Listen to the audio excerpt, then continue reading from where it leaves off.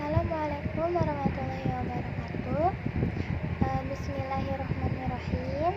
Perkenalkan, nama saya Nengki Jasi Rahayu dengan NIM 28997. Di sini saya akan mereview mengenai buku Coping with Depression. Alasan saya memilih buku ini adalah saya ingin mengetahui lebih lanjut mengenai depresi. Karena dulu waktu saya sekolah saya pernah mengalami masa-masa depresi sehingga mengharuskan saya untuk berhenti sekolah 1 tahun. Dan dari sini saya berminat untuk membaca buku Coping with Depression. Buku Coping with Depression ini ditulis oleh pengarang terkenal bertaraf internasional yang telah menulis lebih dari 100 buku, yaitu J. Maurus.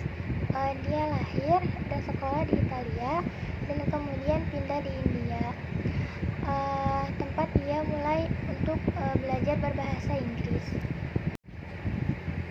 Buku karya pertamanya yaitu Just a Moment Please terbit pada tahun 1958, dan sejak itu dia tidak pernah berhenti menulis.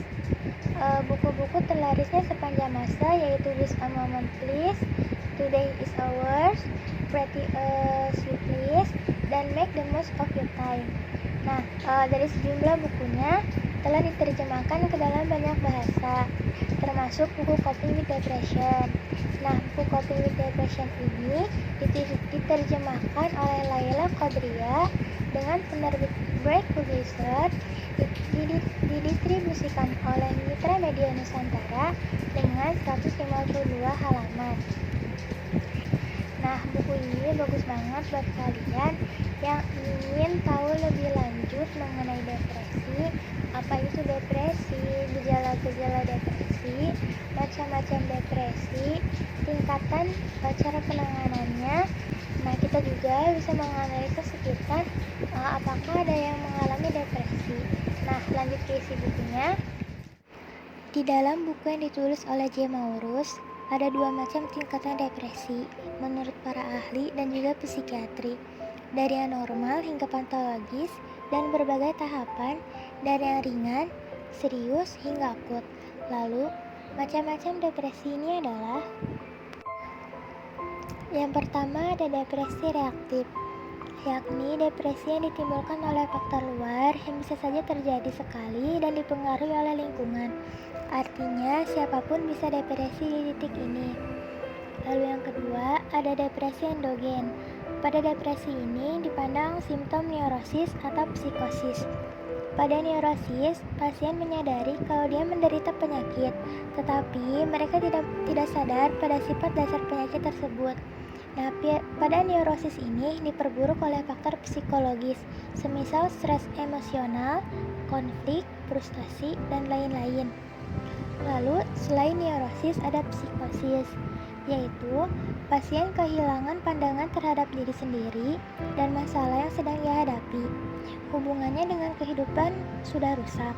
Terkadang penderita ini dia tahu bahwa ia sakit, tetapi ia tidak mampu mengelola hubungan atau menyesuaikan diri dengan keadaan sosial.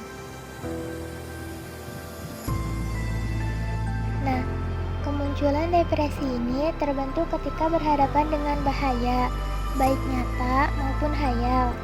Dr. Mario H. Nelson menerangkan, depresi psikologis memiliki bentuk yang berbeda-beda. Menurut dia, ada 5 bentuk, yaitu yang pertama adalah kemarahan yang ditekan. Muncul depresi ini karena amarah yang terus dipendam dan tidak diungkapkan. Selain memunculkan depresi, amarah yang dipendam juga bisa menimbulkan penyakit-penyakit kronis. Yang kedua, mengubur rasa sakit ke dalam alam bawah sadar. Sama seperti amarah yang terus dipendam, karena sama-sama enggan mengungkapkannya, setiap kali ingatan atau pikiran menyakitkan itu mengancam untuk muncul ke dalam alam sadar, akan timbul rasa gelisah dan juga menghasilkan depresi. Yang ketiga, merasa terancam baik secara nyata maupun hayalan. Penderita akan merasakan kehilangan sesuatu yang penting bagi dirinya, seperti orang tua, orang yang dicintainya, pekerjaan, penghargaan, nama, harta, dan lain-lain. Lalu ada depresi skizofrenia atau endogenus. Nah, seperti yang sudah dijelaskan, pada depresi ini hilangnya hubungan realitas dan terpisahnya kehidupan emosional dengan fungsi kognitif penderita. Nah, pada penderita depresi ini sudah sangat sulit membedakan mana halusinasi maupun kenyataan. Penderita ini sangat larut ke dalam kesedihan yang amat mendalam. Nah, sehingga pada depresi ini diperlukan sekali adanya psikolog untuk membantu memulihkan kembali penderita tersebut. Selain bantuan psikolog, bantuan dari orang tua, kerabat dekat sangat berpengaruh besar terhadap penyembuhan penderita ini. Pada penderita depresi juga memang dapat dilihat secara langsung melalui pola tingkah lakunya. Banyak dari kita yang tidak menyadari bagaimana gejala depresi. Bahkan mungkin sewaktu sekolah kita menemukan orang sering diam sendirian di kelas atau jarang mengobrol dengan teman lainnya dan mungkin pendiam. Justru orang seperti ini harus temani, lebih dipedulikan lagi, karena depresi akan terus melarut pada penderita yang merasa dirinya tidak ada yang menemani, tidak peduli. Bahkan dia menganggap bahwa dirinya hanya sebatas ada, tapi hadirnya tidak dirasakan. Hal yang seperti ini yang membuat penderita depresi terus melarut pada dirinya yang membuat ia pada level ingin mengakhiri hidupnya. Dan untuk teman-teman yang sedang mengalami masa-masa seperti ini, tetap semangat dan jangan menyerah. Percaya akan ada sesuatu yang indah menunggu. Jangan terpaku pada kesedihan, kita pasti bisa melewatinya. Hanya ada dua pilihan bagi kita, ikut melebur atau melawan. Semuanya ada di tangan kita. Seperti yang dikatakan oleh William Ross, lingkaran depresi dapat membesar karena keyakinan kita penuh semangat terhadap saat-saat berharga yang telah membawa kita di puncak semua alasan. Lalu, kita mulai merasa takut ketika mencapai puncak.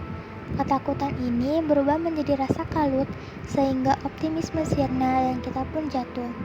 Kita harus belajar mengendalikan optimisme dan tidak membiarkan rasa takut menguasai imajinasi dan emosi, atau mempertahankannya dalam pikiran tanpa tujuan yang berguna. Sekian review buku yang bisa saya sampaikan. Wassalamualaikum warahmatullahi wabarakatuh.